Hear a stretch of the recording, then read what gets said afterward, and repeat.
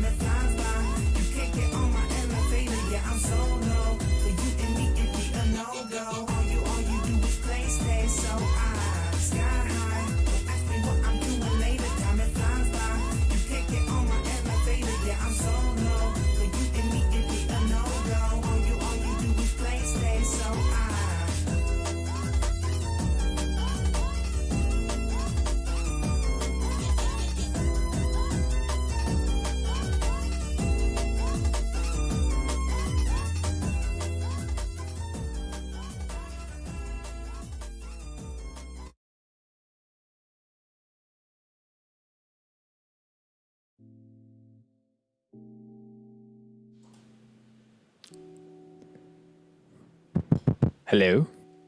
Hello? Hello? Dale Darman. What's up, dog? How you doing? Welcome to the SS. It's bloody cold here. Yeah, man, it's cold as shit out this bitch, man. I'm sitting here trying to stay warm. They got that slushy shit. Yeah, I ain't about that. No.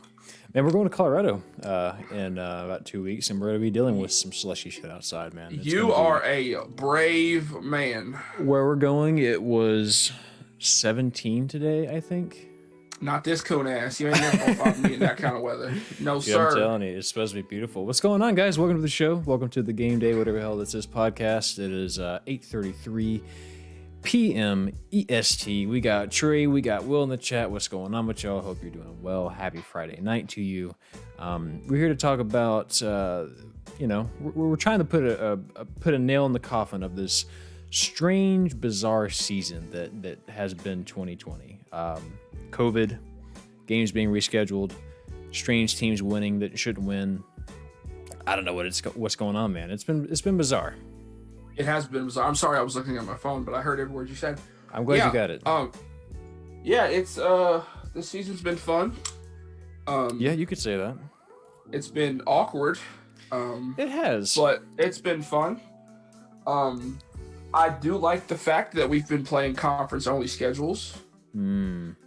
And I was watching this guy's video. I think he's called like history teacher goes rogue or something like that. He's a history teacher, but he also talks about college football a lot, and he's done several videos about conference realignment. Yes. He's talking about how bigger conferences aren't better conferences are better. And so he supposed breaking up several conferences into 10 teams. You play everybody in your conference, 2 best teams go to the conference championship, which, like, I've kind of always disagreed with the, like, I think you should, because I'm two minds about it, right? Because I think you should play everybody in your conference. Right. But obviously you can't do that with a 16-team conference because you have to play 15 games. Yeah. If you're playing 15 games, you've but then you missed the national championship.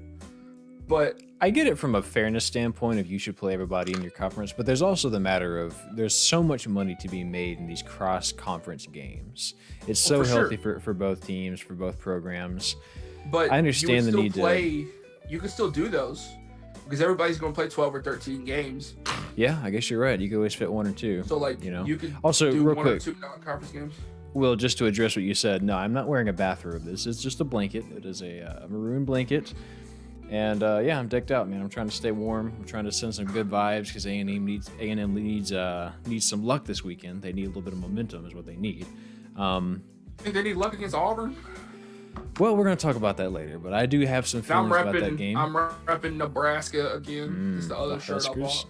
Of course, absolutely. Also, welcome to my improvised set because, as I said, in a closet right now, right? No, I'm just in my bedroom, sitting in front of my bathroom door. Oh, I'm so sorry about that. 3 things. As I said, the SS, it's bloody cold here. Yeah, man, it is very, very cold. Trey says 3 things I realign. My collections. All right, we hear you. What else do you realign? Your colon. Do you get some fiber in there? Yeah, you need to eat a lot of Fiber One cereal. If you're gonna do that. My conferences. That's the second thing. And we're eagerly awaiting the third thing you realign, Trey. Yeah, I'm not gonna say a word until he does it. I know. Oh yeah, we're gonna pause the show. We're gonna hold. You're holding us hostage. We gotta know what the third thing is. Will says confessions. I don't know what that means. Will, what do you mean he realigns it? I respect it. He said my dojins. Let's move. Spencer, why is your face like that? If I do that, I look like I don't have no mouth. You totally do. Do it again. I don't have a neck. You look like a cartoon character. You know, like sometimes they draw cartoon characters with certain like crazy, mannerisms and facial expressions. Like they won't bother drawing ears or a mouth or whatever. But stop doing that. That's disturbing. That kind of freaks. Please don't do that. You look like a madman. My face looks like a mask. You look like you're about to come through the screen and grab me. Stop it. This is we're in the stream. We're in the stream. I'm not gonna show people this. Fiber cereal # sponsor. Yeah, man. So I have to get your opinion. How much of the A&M LSU game did you catch last week? I watched some of it, and like you watched some of it. You were super worried, and I was super not.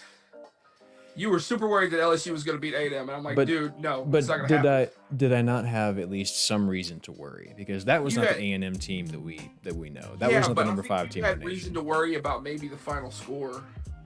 I don't think you had reason to worry about the team. True. You had a reason to worry about the team, not the outcome of the game. It was ugly, man. Before the end of the first half, I believe in a 2-minute span, there was 5 punts. Which is absurd. They're just 3 and out, 3 and out, 3 and out, 3 and out. And it's one thing you can say, great, that's great for our defense, but the offense, man, just was horrible. I mean, Kellen Mond couldn't find a role. To be fair, I think LSU got away with some calls, like on the defensive side. Both teams did, dude. Exactly. Well, there was that. The guys weren't catching balls. It was wet. It was cold. It was rainy. So I'm trying to sort of excuse all that for the offense, but still, the offensive line wasn't looking quite right. What are you going to do? It's 3 weeks off, right? And that's one of the things we're talking about with COVID and how it's affected this year. Teams are having to take breaks that they shouldn't ordinarily take. Mm-hmm. It's hard to get momentum or to find that midseason form whenever you're constantly having to be, pausing everything. Plus side of COVID, it caused the best game to happen this weekend. Yeah, and what game was that? That would be the fact that tomorrow, College Game Day for the first time ever is going to Conway, South Carolina. Oh yes, sir. Because they were going to be to watch the Coastal Carolina Chanticleers, which is what the title of our stream was, and their mascot was our thumbnail. Thank you. I'm so glad that you explained that, because I saw it and I was like, I feel like I should know Cocky this, from South Carolina, and I do believe a Chanticleer is some kind of bird, some kind of game chicken. Chanticleer? Yeah. They play on turquoise, like teal colored turf. They sure do, don't they? That's crazy. This game was originally going to be the Coastal Carolina Chanticleers versus the Liberty University Flames. But Liberty had COVID issues and couldn't field a full team. And because they're just letting people schedule stuff on the fly these days, because of COVID. Right. Now Coastal Carolina is playing BYU.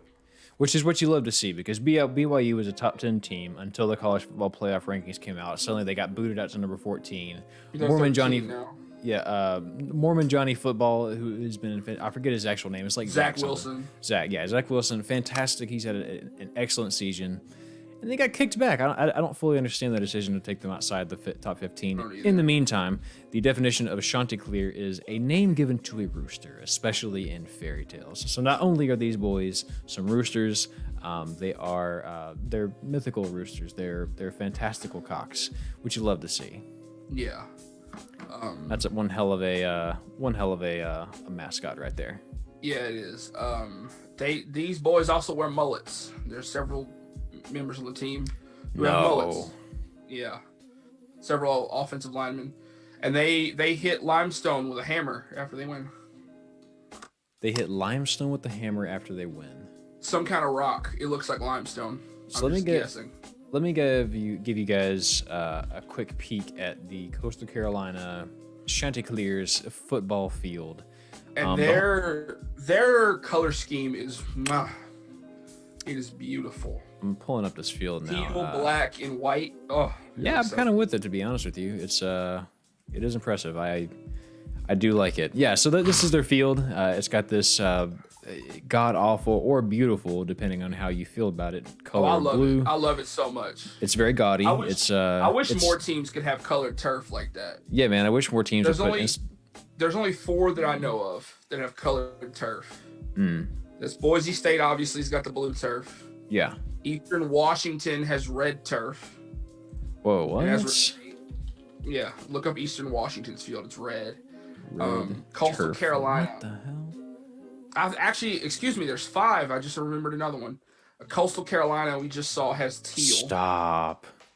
The University of Central Arkansas, who plays in the same division as Lamar and McNeese, their FCS, they have gray and purple because that's their color scheme. What team is that? The University of Central Arkansas. The Bears. They wear, that Eastern Washington looks really good. Their field is purple and gray. Oh, I've seen this one. That is. And then I believe it is the Eastern Michigan Eagles. Their turf is gray, like a steel gray. I think that's all the ones that have a funky color that are off the top of my head. There's probably some FCS teams that I'm not. This is bizarre. There's some FCS teams that I'm not thinking about that. If you watch an Eastern Michigan game, it looks like it's in grayscale. Like it looks like an optical illusion. What the hell? Why is this not done as often as I feel like it should be? Like why can't teams put Instagram filters on their fields? Yeah. How come we can't get a lot of that, man? Eastern Michigan looks like it's an optical illusion. Like it's ridiculous. Okay, so that's. I think that's all. That's all the ones I can come up with. It truly looks like their field has been photoshopped out. Yeah. That's so strange. And don't even get me started on Eastern. It looks like a PNG file with just the lines. Yeah, dude, that's exactly what it looks like. Don't even get me started on Eastern Michigan. This red field would make me crazy, dude. Could you imagine if like a bull got loose on the field? Eastern Washington. Could you? If a bull got loose on the field, it would be constantly mad. Chaos. Yeah. Well, like Trey says, I like that blue. Afro Man, my boy Will says, very welcoming.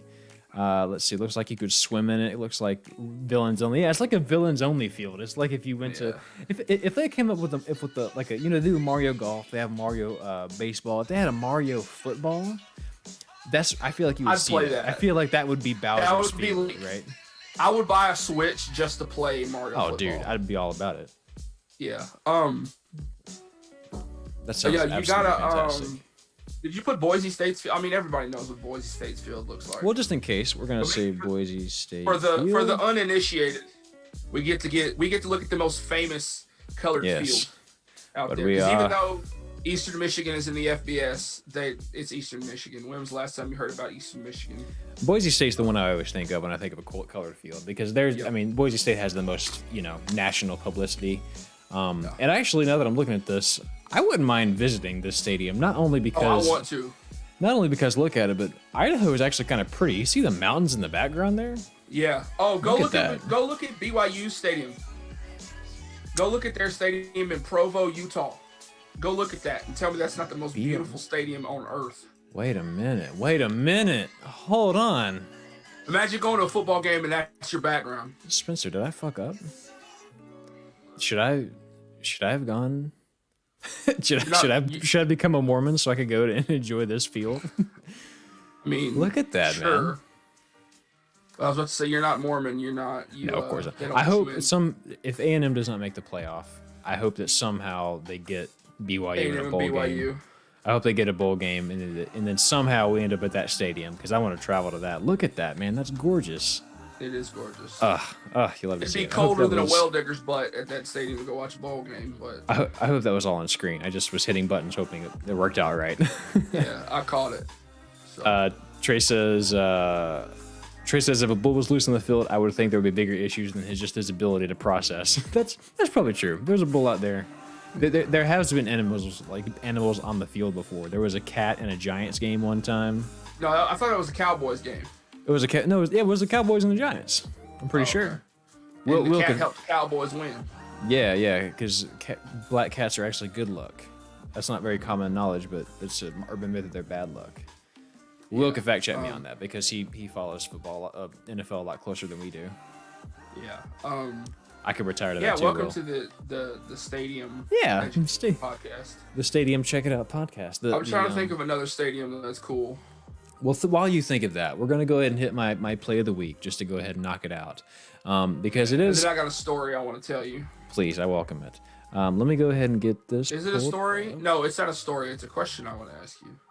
Gotcha. Well, let's hang on to that. Hold that thought. Real quick, let me make sure I got this pulled up. Yeah, this is from the Iowa State-Texas game. Spencer, let me know whenever it pops up on your screen. Texas at this point is up 10-0. Obviously, we know Iowa State pulled it out. I think they are the better team. Texas, cool, awesome. Iowa State obviously is Big 12 championship bound. Iowa State. Brock Purdy. He's pretty good. He's a pretty good quarterback. And he makes a pretty good decision on this play. So here's this play. As you know, I'm a big fan of play action. I'm a big fan of the read option. All that type of stuff is beautiful. This is just another textbook example of why the play action is such a powerful weapon, right? So let me back it up just a teeny weeny bit to give you some context. This is 1st and 10. Most of the time, if you're a defensive coordinator and you see it's 1st and 10, what do you think the team's going to do? 9 times out of 10, they're probably going to run, right? So on this play in particular, let me get my pen out here. On this play, what color do I want? It does depend on the team. It depends on the team. They're probably going to run. Well, especially if you really... And if they have a good running back, I'm going to guess run. Yeah, exactly. If I'm playing Iowa State and Breece Hall is on the field, I'm going to guess you're going to run. Yeah, exactly. If you have the setup for it, if you're known for running, that's what you're going to do. And so in this case, again, it's 1st and 10. This is kind of what UT is thinking, right? So they got the box loaded with 7 guys here, and then of course the tight end comes in and he gets set right here, which automatically, if you watch these 3 linebackers, as soon as this tight end comes set, they're all going to scooch forward because they're thinking, all right, he's going to come through. He's just going to get a block. This is probably going to go to this running back in some way, shape, or form. It's just going to be a little run play. All right, so keep that in mind. Let me go ahead and wipe the screen. Erase all. We'll go ahead and let it play. So here we go. There's a snap. 89 goes out for a block. So you're thinking, okay, this is going to be a play. This is going to be a run play. 28's about to grab the ball. He's about to run, right? At this point, you see this this wideout here, or excuse me, this DB here. He is one-on-one, heads up with this wide receiver. But on this play, I'm not sure if it was a called blitz. I don't think it was a called blitz because of the way he hesitates here in a minute. But he immediately crashes down because I think he really wants to get this stop on 28. But the second he does that, and again, you just saw the linebackers come forward. Now they're hesitating. Brock Purdy pulls the ball back. The guy that he was one-on-one with, as you can see, if you can see it, he's got his arm. Well, let me undo that. He's got his arm way out here. Let me erase everything.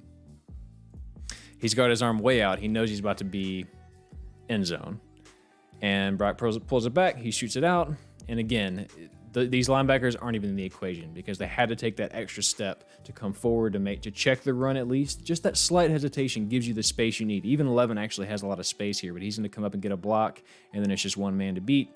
He grabs the ball. He takes it to the house. And then we can go ahead and put it in full speed again because I just realized I should have played it full speed to begin with. But yeah, that's pretty much just a textbook example of why play action can be so strong. You get that defender off an assignment entirely. All he's got to do is beat the one guy, you make a nice throw, and that's an easy touchdown every time. So that is a hell of a play design and a hell of a way to make the defense look dumb. All right, 2 questions. All right. 1, do you think Tom Herman's going to be the coach of Texas next year? I do. Okay.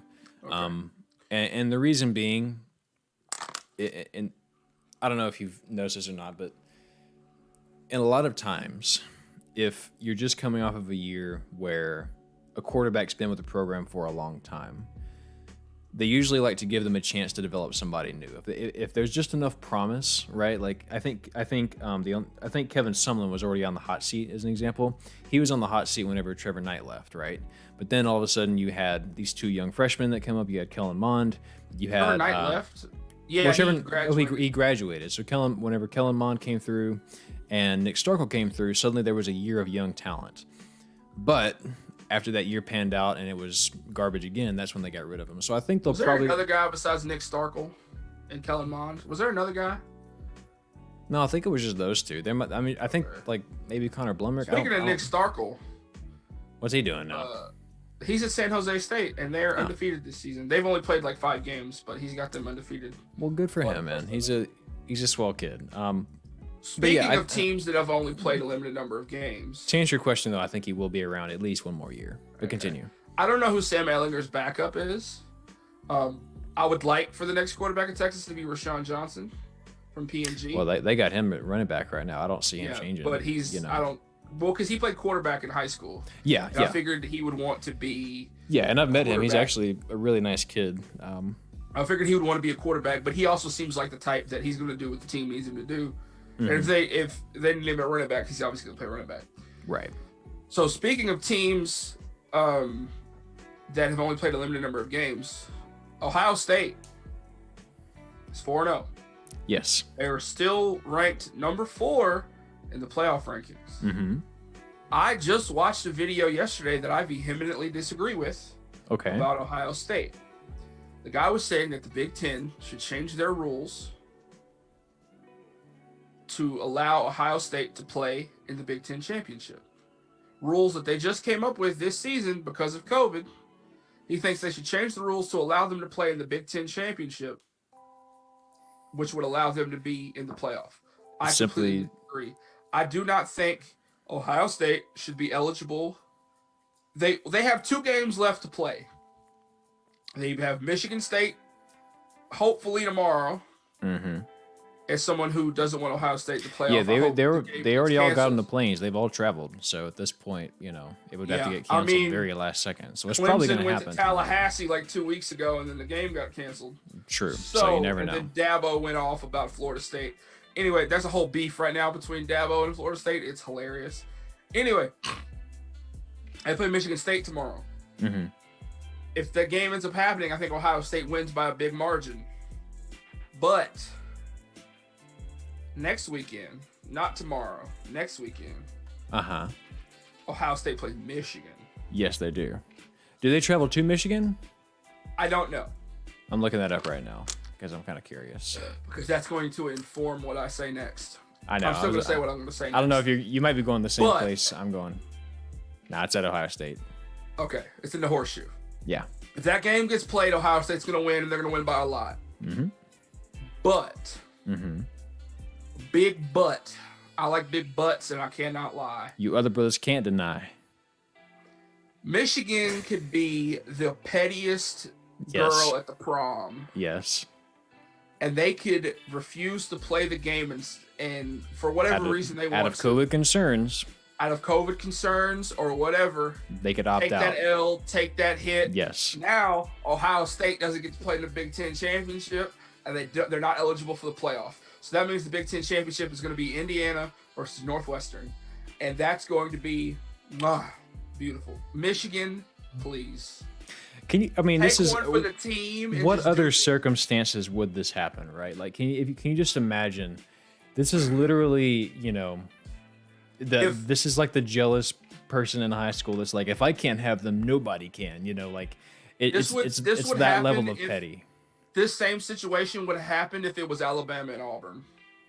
Yeah. If Auburn could do it, they would absolutely. Auburn would have been like, I'm out. In a heartbeat, they'd be like, I'm out. Because Auburn and Alabama do not like each other. Well, let me take that. If it was Alabama and Tennessee, also Tennessee, listen up. If you want to go ahead and pull this upset over Florida tomorrow, that would be lovely. You're not going to, but if you want to, I'm all for it. I saw a really interesting thing. Nolan says Texas State is going to. Hell yeah, man! I hope so. I would. Can you imagine somehow Texas State makes the playoff? It'd be lovely. I would love that a lot. Like just somebody crazy transfers there, and they're like, Justin Fields transfers to Texas State, and they're like, put Texas State in the playoff. You know what I mean? Put Coastal in the playoff, you cowards. But let me. Well, they have to win tomorrow. But They're not going to win tomorrow. Coastal's let me not take winning. you. We'll get to that, but let me take you one step further with this Ohio State Michigan game. A&M is scheduled to play Ole Miss and then Tennessee after the Auburn game. So Auburn tomorrow, next week Ole Miss, then Tennessee. Ole Miss is experiencing a lot of COVID symptoms right now. Although it has not been said yet, it is a strong inclination that they will not be traveling to Kyle, and that game is going to be canceled because there's nowhere else to postpone it. The game, the season's about to end. There's no way to get rid of that game. So y'all are going to play Tennessee the same week as the SEC, all the championships? The same week as the championships, which I think is a good thing, because if we're undefeated at that point... the championships the 19th or the 12th? The 19th, which is a good thing, because that's to have a game that weekend keeps you fresh in the mind of the those who vote for the playoff, right? And of course, if Florida loses, and then whatever happens with Ohio State. Anyways, so if the A&M Ole Miss game does get canceled, and if Michigan takes their ball and says we don't want to play, and Ohio State needs one more game, why don't? And I saw this on Twitter earlier. Billy Lucci, who is a big Texas guy, why don't we just go ahead and have an Ohio State A&M game? Number 4, number 5. Let's just go ahead and solve it.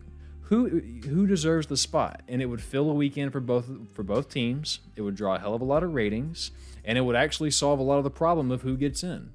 You want me to tell you who would win that game? Who's that? I want to watch the game. Do you want to tell me who would win that game? Do you want me to tell you, or you want to tell me? Do you want me to tell you who would win that game? Yeah, tell me. I'm sorry, but it'd be Ohio State by a lot. I think it would be Ohio State by a lot if it was this previous weekend's A&M, but if it was the A&M that beat Florida and the A&M that smoked South Carolina, it'd be very competitive. So it's the A&M team that played LSU this past weekend, and Ohio State by a mile. And it would be the best defense Ohio State's played all year. And I'm telling you, man, you could make the argument that that Indiana's defense came to play against Ohio State. Yeah, they did. Indiana lost that game because of a pick 6. They would have taken that game to overtime if it wouldn't have been for a pick 6. Yeah. Feels bad, man. Feels bad. But anyways, I just wanted to run that by you. I had a feeling you might have seen it, but could you imagine? No, man? I did. I love it. I want to watch that game. I think I want to State see will it. win, but if A&M won that game, even if they lost in the playoff, that would be such a statement of like Ohio State doesn't play anybody. Because we're scheduling stuff on the fly anyway. Yeah, why not? Just do that, and then let's just go to an 8-team playoff. Put Yeah, your let's four, whatever your four even are, if you don't officially do that, if teams are missing games and these teams that are missing games are in the top 6, top 8, go ahead and put them together and see what happens. Yeah. Let's have an unofficial let's have an unofficial pre-round. Let's have an unofficial round 1. So give me the top 4 and then give me like Cincinnati, BYU, Coastal, and Marshall. Yes. Yeah, I'd be so down with that. I would too. And like you can put them in whatever order you still need to put them in.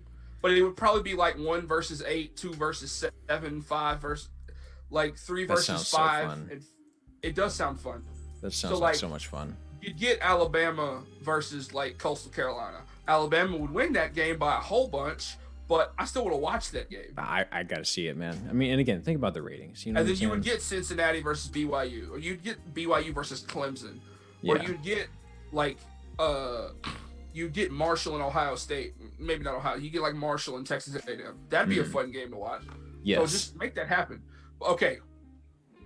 So we've been talking about this, and like I need to get my thoughts out on this because I can't like send it to you in a text message because I can't like formulate my thoughts. All right. There is a chaos disaster scenario on the books for the playoff right now. All right, let's hear it. And let me tell you why. So, let's say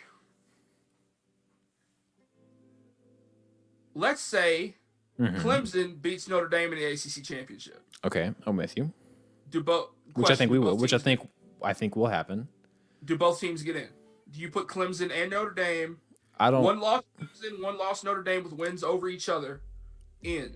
I would not put in a one-loss Notre Dame under the circumstances because number one, the game that they do have against Clemson, number one, Trevor Lawrence was not in, so you could almost count that as a pseudo win then. And then they barely snuck by Louisville. When you look at that, that's enough for me to say, nah, they're not in.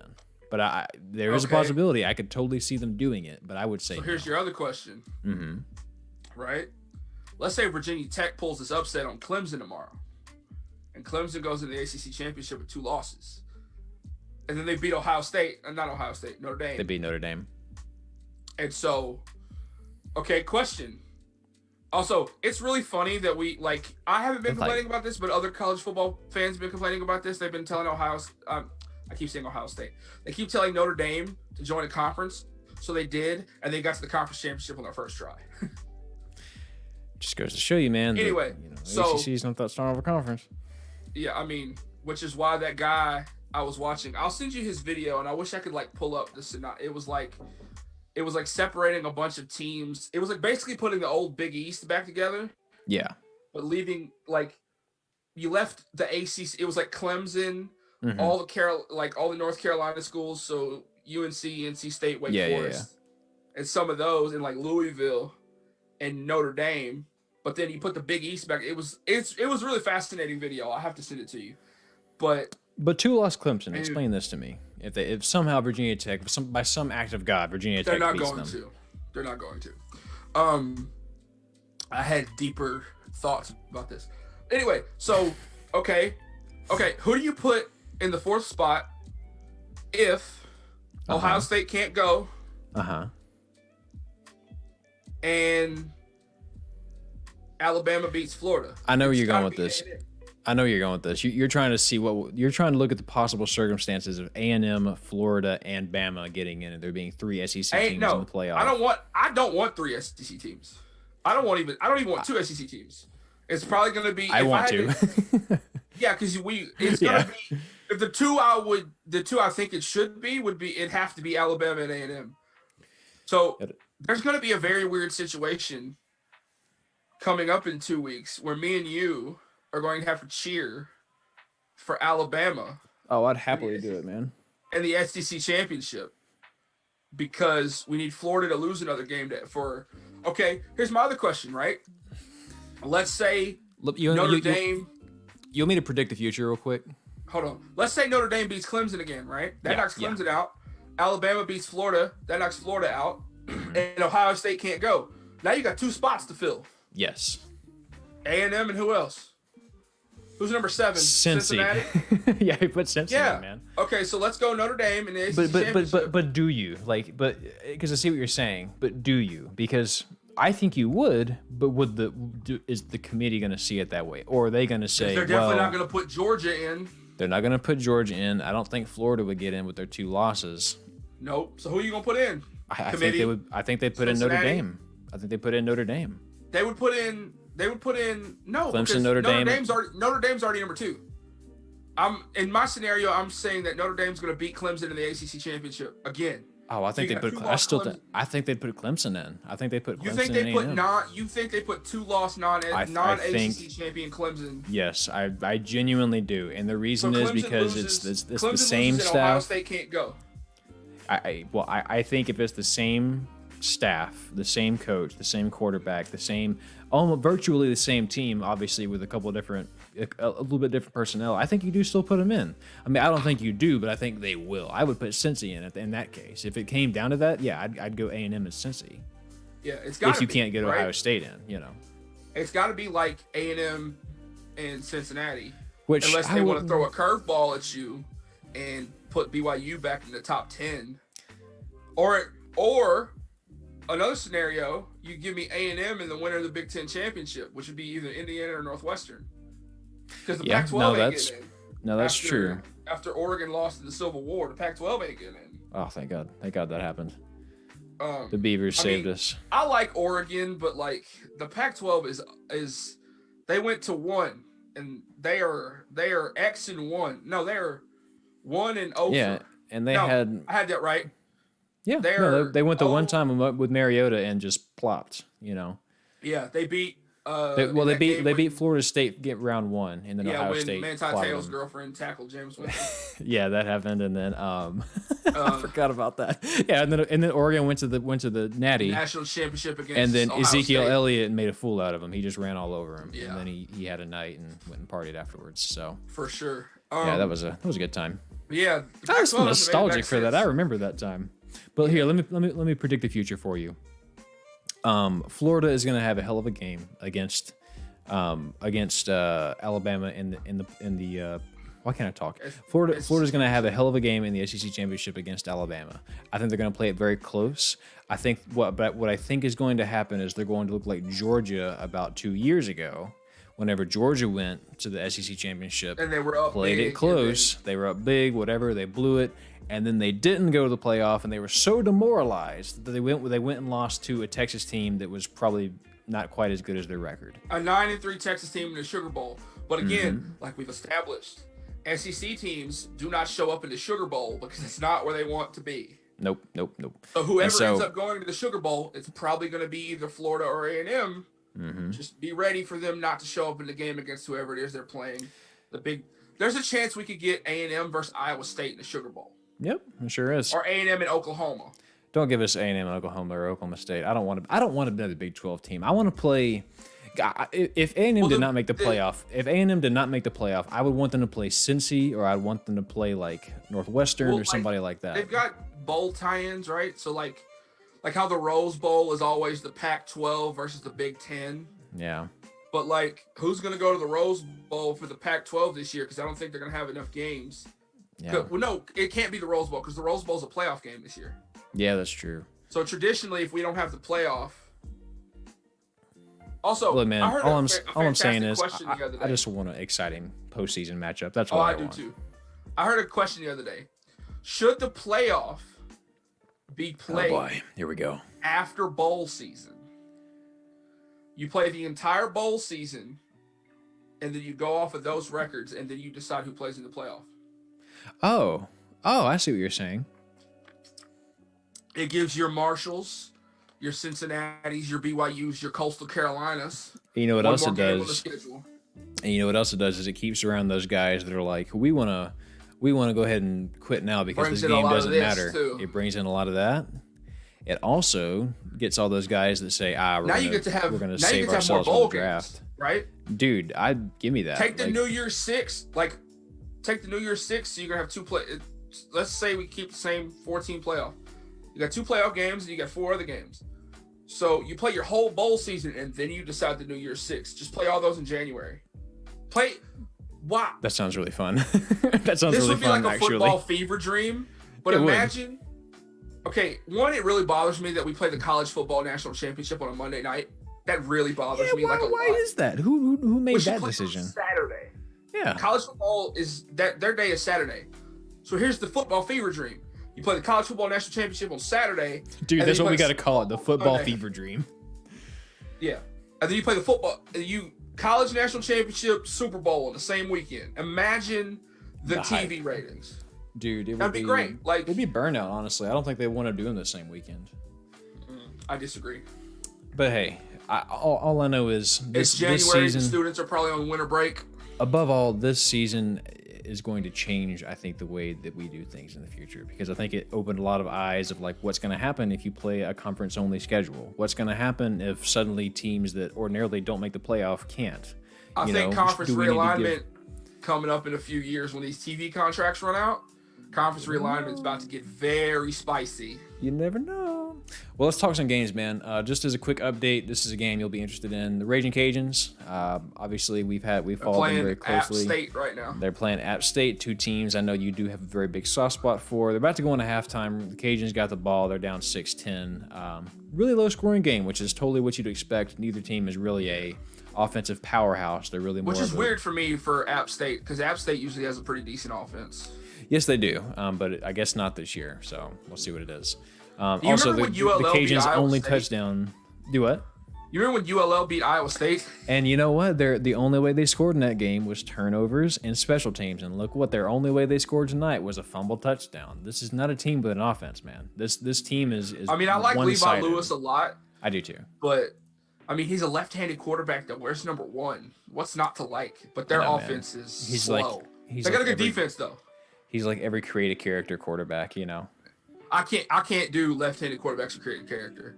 It can't. Like messes It messes you up. Yeah. Yeah, I can't do it. I've tried, and I'm like, sometimes I'll get on NCAA and I'll do a Road to Glory challenge, and I'm like, all right, I'm gonna do the 3 things I never do. I'm gonna be left-handed. I'm gonna be a pocket passer, and I'm gonna wear number 11. Mm-hmm. And I just can't. I can't do it. Well, my boy, let's talk about Ohio State going to visit the Michigan State Spartans. It's going to be in Spartan Stadium. It's going to be over in wherever the East Lansing. This is an interesting question to you. I propose. What do you think is the over/under on this game getting played? I think it will get played. Okay. Unless we wake up tomorrow and they tell us on game day that it's not getting played. But I think it will get played. And I think Ohio State wins by a whole bunch. Yep, I agree with you. There's not a whole lot to see here. I do think Ohio State does have I am a little bit upset at Michigan State for upsetting Northwestern last week. Let me tell you something, man. Michigan State is better than their... I did. Michigan State's better than their record. Obviously, you look at the games that they... Oh, wait, I'm thinking of a different team. Never mind. They played Michigan close. Northwestern, of course, they did beat upset. Michigan. That's what I said. And speaking of Michigan... They lost to Penn State last week. Penn State got their first win of the season. The Big Ten is confusing as hell this year, but they're confused, man. They don't know what's going on over there. They're just trying to get the season. You know what Big Ten team's going to be real dangerous next year? Who's that? And I mean this, not just for the memes. Maryland. I'm dead serious. We're going to get week 1 Maryland What makes you say that? Like actual... Because Talia Tagovailoa is playing out of his mind. Oh, you're right. I forgot about that. 2 of his brothers at Maryland now. And they're playing good offense. I like the system they got up there. If their defense can just be a little opportunistic, they're going to be really good next year. So next season, we're going to get week 1 Maryland. We didn't get true week 1 Maryland this year because that's when they got clapped by Northwestern week 1 this year. But I got to know who do they play week 1 next year? I'm looking it up. I'm looking it up right now. Because the schedules are set super far in advance. Who is their week 1? It's probably some cupcake team. Football. It better not be Texas. Here we go. 2021 Maryland opponents. First game. West Virginia's about to get the cheeks clapped. West Virginia, you better hope because they gonna take them country roads home. Yikes! It is in Maryland. It is in Maryland. Yeah. It's in Maryland. All right. Yeah, West they're Virginia, hosting. You're done for. Yeah, West Virginia has been finna get eviscerated week 1. Y'all about to get them cheeks clapped. Here's a good matchup, as everything in the Big 12 is. A toss. Did I say Ohio State by a bunch? Yes, you did, and I agree with you. Here's a game that's a toss because that's sort of what the Big 12 is this season of who's going to win these games. You got Oklahoma State, the Cowboys going to visit TCU, and they're going to Fort Worth. This is a TCU team that has been able to put up a lot of points sometimes and sometimes nothing at all. It's been a series of highs and lows for them, and of course Oklahoma State just has been started out real hot but kind of teetered out. So who you got in this one, man? Inconsistent. Yes, big time. Where are they playing the game at? It's going to be in Fort Worth. TCU. Because they're in Fort Worth. 2, because I like Max Duggan. And like I said, this is flip a coin. But I'm gonna go with TCU because they're in Fort Worth and I like Max Duggan. That's it. Yeah, I'm gonna go with Oklahoma State here, and the reason being is because all season they've sort of had to play these like chess match games, and as soon as Texas finally got one on them, they weren't able to keep up, and that's what sort of the script of the game I was telling you about. Last week that Texas game was the biggest trap game for them. That's true. Circle that game on your schedule, and you're like, yeah, Texas. No, is bad. That's totally true. But then again, last week they beat Texas Tech. It was 50-44. So now that's telling me maybe their offense can keep up with things. I'm taking Oklahoma State here. But that also tells me that if they gave up 44 points to Texas Tech, yeah, it's almost tells like me that their defense is not what it was at the beginning of the season. Yeah. So I'm taking the Cowboys here, but I do think it's a good game. 50-44. What a classic Big 12 score. Yeah, that's especially involving Texas Tech, although they don't run the air raid no more. Yep. No, ever since my boy Mike Leach. No, not Mike Leach, but Graham Harrell. No, the handsome man that's working in looks Kingsbury? like Ryan Gosling. Yeah, ever since Kingsbury's out of there, it's because he's the last guy that was there. It's been a lot quieter there. So I was I want Tech to come back up and rise up again. I know. I want Tech to be relevant. Remember 2008 when bad. Tech was good? Will, welcome back from the grocery store. Hope you had very safe travels. Hope that whatever you got is delicious. We're currently talking about games. And apparently, we both want Texas Tech to be relevant again. How fun would that be? Guns up. Guns up, man. I would love to see it. As an A&M fan who's no longer in the Big 12, I don't mind. Tech can be good. Speaking of some spicy, like that video I was watching about realignment. Yes. I'm not going to go too deep into it, but one of the things he said that the Big 12 is going to dissolve. This was another video I was watching.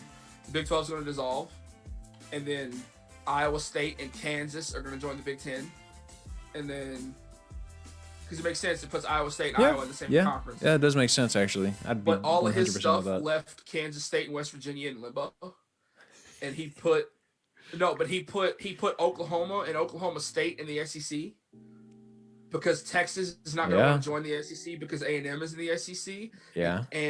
And Texas is not going to want to give up the Longhorn network to join the SEC network because A&M and Texas aren't going to come to agreement about that. Yeah, that's true. It's never going to happen. So Texas, Pac-12. TCU, Tech, and Baylor go to the Pac-12. There's such Pac-12 teams. There's such Pac-12 teams, man. I would be so behind that. But then it wouldn't be like the Pac-12 is like the Pacific Athletic Conference. Mm-hmm. It can be the Pac-16. Well, but you got to think about the history between Texas and USC. I mean, that could become their new rival. That should be a game every year. That should be a game. Texas and USC get in the same stadium together, it's magic. Well, and here's what you don't know, man, or what you might know is that Austin is a place where. What I know about Austin is this. There are so many people that come from California and go to Austin, and so many people in Austin that want to go to California. The state, not Texas and California, but Austin and California are so inherently like connected, because of like the culture in both places. I think it's an excellent. I think they deserve each other, man. I want to see that. Not to get political, but that does follow along political lines. It does, and there's Austin no question is a about big that. Blue city in a historically red state. And California is always a blue state. Yes, exactly right. But there is a lot of transplants from California to Austin, which like a lot of Texans get upset at that. I don't care. If you want to come here, fine, cool, whatever. I kind of like that Austin's like its own little central hub. Keep Austin weird. That's fine, dude. Yeah, I like cool Austin. I think I like College Station better, to tell you the truth. But Austin's fun. We have family in Austin. Having been in both places for an extended period of time, I do like College Station better. College Station's traffic is a lot less There's still traffic in College Station, but it's not like Austin traffic. Yeah, it's like, well, it's not wrapped around 35.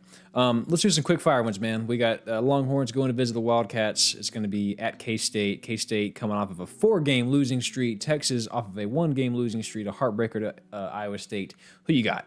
Hook 'em. Yes, sir. I agree. Texas is going to win it. But I would love it if K-State somehow won this game because I got some friends that are K-State fans. But I'm taking Texas because that's the wise choice. You have friends that are K-State fans? Mm-hmm. Yep, some people that Callie works with and writes courses with. Yeah, man. They're the only K-State fans that I know. Let's see. Here's one. Since also, if it isn't apparent, I'm gonna just be buying random college football team apparel, like ever. Absolutely, I would expect nothing less of you. If you see me in a Kansas Jayhawks t-shirt, mind your business. Well, since you got the Cornhuskers shirt on, man, we got the 1 and 4 Cornhuskers going to visit the Boilermakers 2 and 3. It is winter. You don't want to go visit Purdue in the winter. Purdue. Who you got in this one, man? The Boilermakers, because they're gonna make a boiler and be warm, and they're not gonna let Nebraska have it. Yeah, I agree with you. Nebraska's real bad, but I will say this. You feel bad about it because you want Scott Frost to be a good coach, but it's just not working out. I do want the Scott Frost experiment to pan out because college football is better when Nebraska is good. Yeah. Oh, I agree. Yes, I'm wearing a Nebraska polo, but again, it was $4. But I do like Nebraska. You ain't gotta explain yourself. Yeah, I do like Nebraska. And I think is it Luke? Yeah. It's either Luke or Dylan. The Dylan McCaffrey era. I'm just kidding. Go ahead. Oh, yeah. You're talking Christian about McCaffrey's brother. Yeah, Luke McCaffrey. Yeah. It's Luke McCaffrey. Luke, the Luke McCaffrey era at Nebraska has started. Dude, I hope you're right. I want to see it so bad. Because he's so fast. He's just as fast as his brother, but he plays quarterback. You know, it's interesting. We talk about coaches that are players that are now coaches. I once heard on Skip, Skip Shannon, Skip Bayless. You know what I'm talking about. He obviously has some big Cowboys fan, has a lot of opinions when it comes to sports. I don't mess with Skip no more. As much as I hate Skip, I love Skip. You know what I'm saying? There are times where he says stuff and I'm just like, that's dumb as hell. I never hated him before, but then he talked shit about Dak Prescott. That's the one thing. Dak Prescott came out and talked about his mental health when his brother committed suicide. Skip Bayless just shit all over him. And after that, I don't mess with Dak. I don't mess with Skip no more. No, I understand that. But he did say one thing because I agree with you. That was a very shitty thing to do, and I don't go turn. Especially if you are a Cowboys fan, I don't get it. Maybe he didn't understand the full context. I don't know. Maybe he didn't know there was a suicide, but nonetheless, you have to admit he's got to know. He's a Cowboys fan. Maybe so, but nonetheless, you have to admit that Skip is a very knowledgeable guy. But one thing that he said whenever he was on Kevin Hart's little interview show, Cold as Balls. He was talking about how it's not about playing the game that makes you a good coach. It's about playing the game and failing that makes you a good coach because you know what it takes. He's never played it, or he did play sports in high school. He obviously didn't make it, but he said, who's the worst? And I don't know anything about basketball, by the way, but he said, who's the worst coach in NBA history? And Kevin Hart was like, said Michael Jordan, best player of all time, arguably, worst coach, because he just didn't understand how to. It's a different skill. LeBron's it's one thing to play. A bad coach too. LeBron's probably going to be a bad coach. Those who can't do, teach. That's exactly right. And so, it just goes to show, man, that. Which probably explains why I want to be a football coach. Hey, man, as long as you do your studying, anything can happen. Let's get some more quick fire games real quick. So we got. Let me pull the screen up. Florida and Tennessee. Any surprises here? The Gators going to visit the Vols. They're wearing blue helmets. ESPN is giving Tennessee 14.7% to win this game, which is a double-digit number. That's kind of shocking to me. Tennessee's got 2 chances to win this game.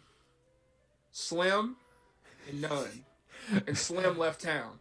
We got two chances. Number one, Kyle Trask comes down with a massive case of vicious, violent diarrhea right before the game.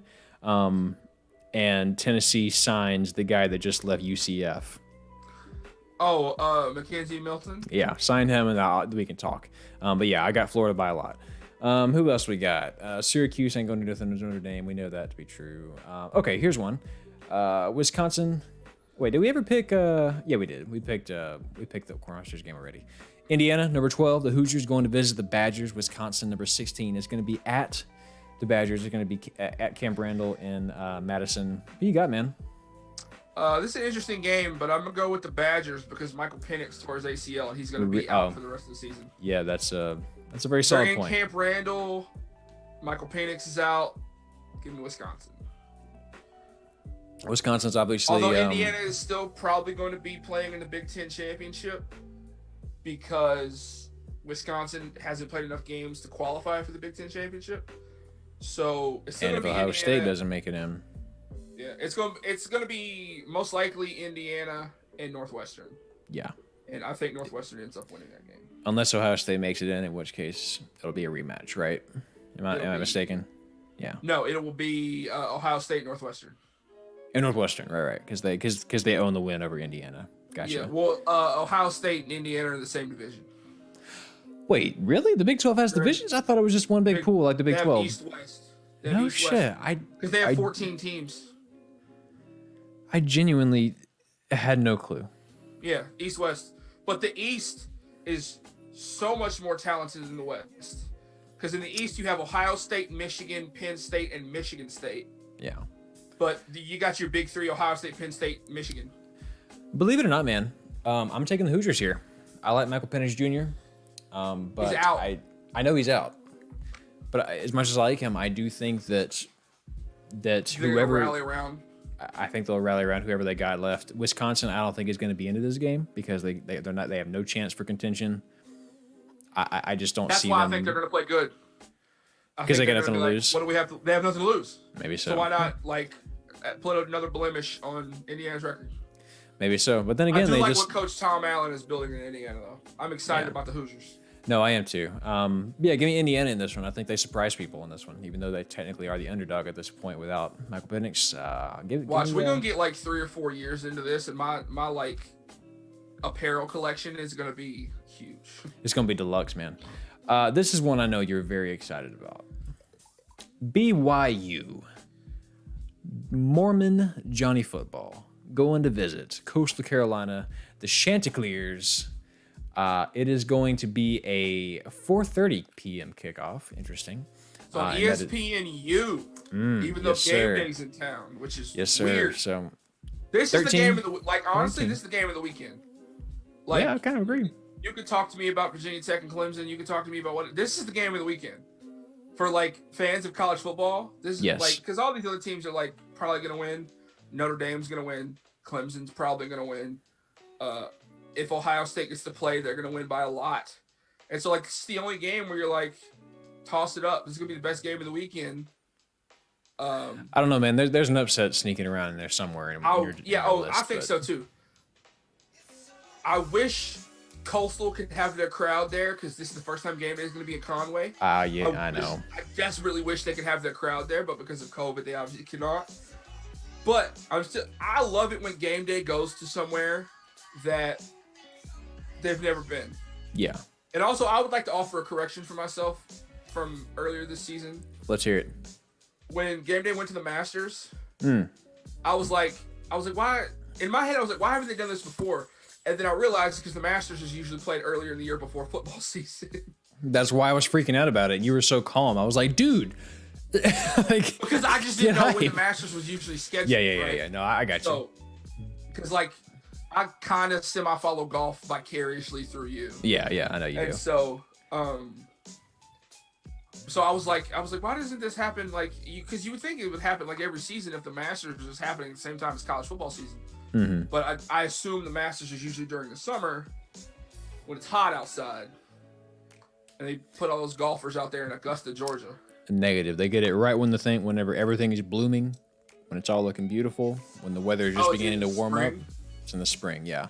It's usually in April. Oh, so it's right after the NCAA tournament, the basketball tournament. Mm-hmm. Also, basketball has started, and I'm super hype about it. There's been 5 top 10 upsets already. Spencer, why are you dodging the question? BYU, Coastal Carolina. Who you got? BYU by a whole bunch. Okay, so here's my thing about this. I like Coastal. I like this Coastal team.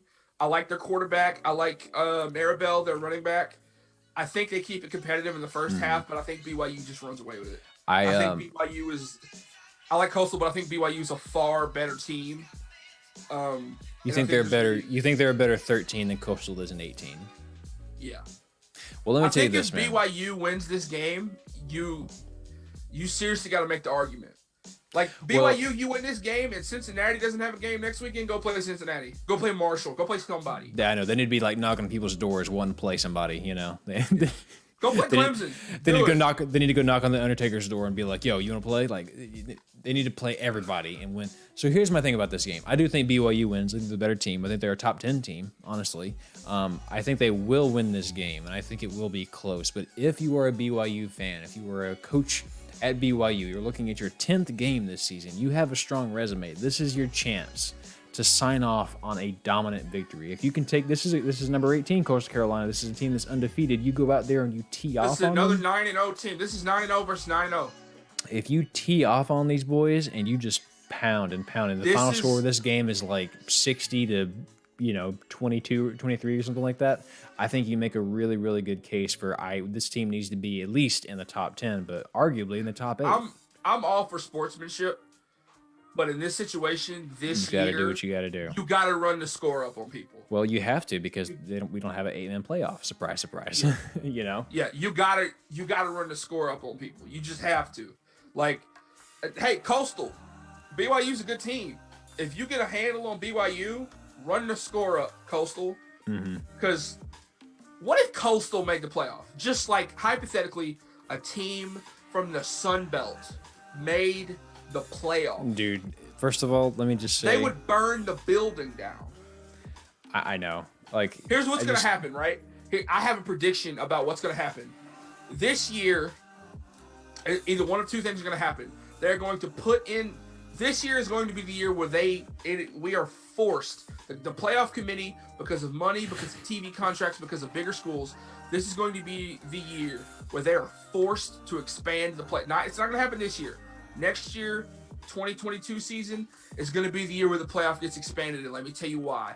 I get the really sneaking suspicion that they're going to have to make a decision about a team that either hasn't played enough games, has too many losses, or they're going to have to put in BYU or Cincinnati or Coastal, and they really don't want to do that because their interest is in keeping the Alabamas, the Clemsons, the Ohio States, the Notre Dames of the world at the top. There's just certain teams that are never going to win a national championship. I've resigned myself to that fact. Syracuse, I'm sorry, you're probably never going to win the national championship in football. You've won it in basketball. Good for you. You're probably never going to win it. Like ULL, Cajuns, I love you. You're never winning the national championship in football unless we go FBS. Unless we go like Power 5 national championship. There is certainly a blacklist of teams that will not make the playoffs. It's just not going to happen. Right. And these teams could make the playoff. Your Boise States, your Coastals, your BYUs, your ULLs, your Marshalls of the world. They're going to have to expand. They're going to expand the playoff because A, they like money, like Mr. Krabs. B, they're going to have a chance. There's going to be teams that keep making runs at the playoff. And this year's the perfect example. And I get the feeling it might happen next year. Because think about all the teams we've got this year that underperformed that are going to have, and teams that overperformed. You're going to have all these returning starters playing with seniors they otherwise wouldn't have played with because everybody got an extra year of eligibility. So we've been talking about all season how next year is going to be insane. I think next year is going to be insane. So I think this year and next year are going to be the factors that determine in us getting an expanded playoff, whether we go to 8, whether we go to 16, whatever it is. I think we should go full FCS and go to 64, but they're not going to do that because they like money too much.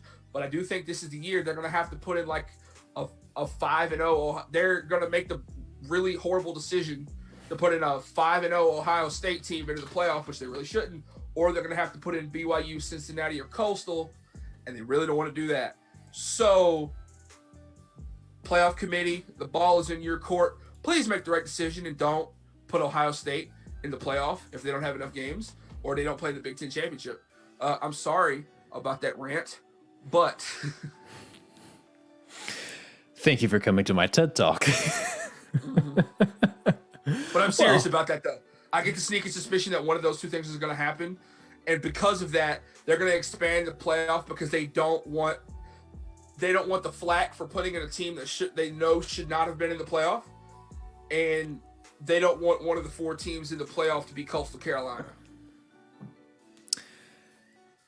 I mean, I agree for the most part. But yes, money is a big part of it, and you have to keep the household names in the equation, right, for people to care, to give a damn. You're right. Now, we need a tournament. Let's just be honest. We need a playoff system. We need more than 4 teams. We need chances. We need underdog stories. That's what we need, and that's what we're missing. Now, speaking of underdog stories, no, I'm chopping this off. We're done. We're done talking about that. We're over an hour already. All right. So A&M, Auburn, Spencer, who you got? They're going to where the hell are Auburn? I was trying to make them more complicated. Yeah, Jordan-Hare. They're going to Auburn. Who you got, dude? A&M. I think Auburn's bad. They're dejected. They just lost to. They couldn't run it back against Alabama. They just lost to their biggest rival, A&M. He said they're dejected. Where did you get that word from? So here's my opinion on this game, Spencer. I'll make it very simple for you. If the A&M that shows up against LSU last week shows up with this aired out offense that can only score on one big play randomly, but their defense is still in it, I think A&M wins this game, but it's ugly. I think their defense, no matter what happens, I truly think will keep Auburn to 23 points at the most. A&M's offense has to show up. Kellen Mond has to have a better game. More importantly, the offensive line has to have a better game. These are going to be better conditions. As far as I know, it looks like it's 58 there right now. I imagine tomorrow it's going to be a very similar forecast. It should be just fine time to play ball. It's going to be the middle of the day. No rain or nothing? No rain or nothing. It's going to be a very basic weather. So this should, for all accounts, be back to normal for A&M. If they make the adjustments they need to, if the A&M that showed up against Florida and the A&M that showed up against South Carolina and steamrolled them, the A&M that showed up against Arkansas, if that team shows up, not to take anything away from A&M, but South Carolina's real bad. And that is true. That is very true. I will give you that. But boy, I really don't want this to be. Muschamp. Yeah, I know. I saw that. I don't want this to be a crazy game, but I get the feeling it's going to. So we'll see what happens. Hey, Will says I agree. Let me tell you why A&M's going to win this game, Daryl. Okay. Because A&M and Auburn beat each other on the road. They do. That is true. Auburn doesn't lose in Kyle Field, and A&M doesn't lose in Jordan-Hare. They just don't have. Well, last time A&M was in Jordan-Hare, they did lose, but they should have won that game. They were dominant the whole time. And this is one of those matchups where the road team is better, and like it's the strangest thing. Auburn doesn't lose at Kyle Field. It's like Auburn to Kyle Field is like A&M to AT&T Stadium. It's weird. Like it's like I don't know. There's something strange about it. If you're playing a neutral site, don't schedule A&M at AT&T Stadium because they do not lose in that stadium. They don't lose, and A&M has not lost in overtime since I think it's been 10 years at least since A&M has lost in overtime. So I hope A&M goes to the play. Don't go to overtime with A&M and don't play them at AT&T Stadium. No, sir, and definitely don't do both at the same time. So don't go to 7 overtimes either. No, sir. Well, my boy, you got any uniforms for me? Yes, I have like so many. Well, hit me with your favorite really important ones that I get to talk about next week. Ooh, I'm excited for that. Next week. That's next week. But which one? Will says, "What you think?" Will says, "I disagree with everything I didn't hear except for the tournament I just heard about." I'm telling you, Will, tournament. Yeah, that's the way to do it. It would solve all of our problems. There's so many uniforms. I'm gonna do 2. I got 2 for you this week. Okay, let's hear it, man. I'll look them up. Arizona State is wearing some 1975 throwbacks. And boy, let me tell you something.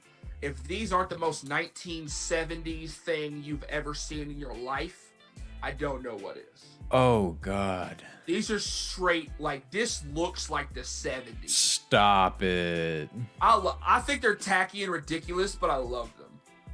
What am I looking at? They got the simulated mesh in the numbers. I'm finna pull it up as soon as They're wearing weird socks. These uniforms look like the 70s. You know, I love it. This uniform feels like this gives me like 70s Taco Bell vibes. That's it. Yeah, that's. I was trying to think of it's exactly what it's like. It's like 70s Taco Bell, man. Look at that. Look at that dong. Yeah, I can see like the Chihuahua from Choco Yo Quiero Taco Bell. When you turn that on, when you put I saw your face lit up yellow. Yeah, I know, right? Yeah, So, dude, the yellow light came through. I'm telling you, man. Look at that, dude. Even the guy in the uniform's like, yeah, man. I'm not even from here. 70s as hell, dude. I kind yellow, of like the this. red. Yeah, it's ridiculous and look at the stripes, dude. Anytime you see the stripes with the middle stripe a different color, you know you've gone back in time. Yeah, that right there, that little detail. That right there, yeah, unbelievable. It's legit. This is 70. This screams 1975. Do you like how yellow my mic stand is from this? This is crazy. Yeah, it's ridiculous. What's your other one, my boy? The Oregon Ducks. Will, if you're still in the chat, you're gonna appreciate this one. They're wearing some wolf gray uniforms this week, as in, because Oregon is a Nike school. Ipso facto, they are also a Jordan school. They've worn Jordan brand uniforms before they did collab with Jordan. Jordan brand is known for using wolf gray. There is a pair of Jordan shoes called the Wolf Gray 5s, which I'm a fan of. Oregon is wearing some wolf gray uniforms this week. And Oregon has gone away from their crazy uniforms. And it's just very kind of basic looking, but it kind of dialed it back, right? Look. But it the big numbers is really fun to see. It's more of a minimalistic approach. Yeah, it's they went from maximalist to minimalist. Just started watching YouTube videos about minimalism on their uniforms. And here's something cool I like that Oregon does that a lot of I don't know if you can see on the chest of the uniform. What a lot of teams will do is they'll have their team logo on the collar in the middle, and then the brand logo over here. Oregon has the Nike swoosh in the middle, and they put it over here, right in the center, center. Yes, makes sense because they're Nike's. Yeah. That's Nike's. That's Nike's That's Nike University is what it is. Yeah, I mean, kind of the same thing because the Nike World headquarters are in Beaverton, so it's in between Oregon and Oregon State. Yeah. So but this is Nike's guinea pig, right? Because Phil Knight is an Oregon grad. Yeah, they just try stuff because why not? But these they're super clean, super minimal. Who would think that Oregon would have uniforms that kind of look in the same vein as the Alabamas, Penn States, and Texases of the world? Let me just tell you this, Spencer. Aside from the helmets, the chrome helmets, but these look super clean to me. I gotta say, this is one of the nicest things I've seen this year. This is probably top 3 of the things you've shown me this year as far as how nice it looks. I got a third one because they showed it. I saw them and I never got to tell you about them. Washington. Okay. 2 weeks ago wore I think they're called their dog wolf uniforms. Let me tell you something. If you want to see the coolest undershirts and tights you've ever seen on a uniform, you just found it. They're black. And you're going to know which ones I'm talking about when you see them immediately. Washington, the Huskies. There was a Washington snapback at Ross today. Wait a minute. So wait. What am I looking for? So Washington Huskies black uniforms. Yeah. This 2020. That's a good idea. 2020. It should be on Uniswag or Elite College Football uniforms, or Washington's. Is it the one with the glove with the glove and the wolf eye? I don't think so. There's white details on the bottom of the pants and on the sleeves. If you can't find them, yeah. Oh wait. I think I did. I think I found it. Okay. Are you talking about the undershirt and how clean it was? Yeah, but it's it looks like fur. Yes. Okay, I see. Black and it looks there wolf, it is. Looks like husky fur. That's pretty cool, actually. I saw these. It was these are clean. That is really nice the way they have the undershirts there.